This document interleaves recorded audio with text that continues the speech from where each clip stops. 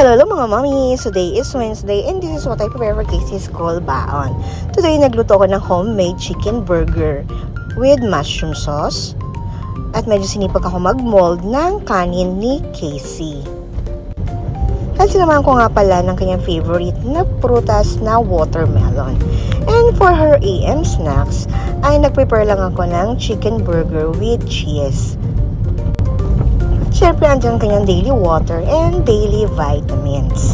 At ayan, nilagay ko na nga ang kanyang chicken burger sa napaka-cute na panda sandwich plastic that is available at Cathy Gonzalez Morado online shop.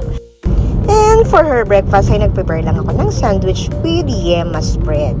At ang masarap na yema spread na to ay available din sa Cathy Gonzalez Morado online shop.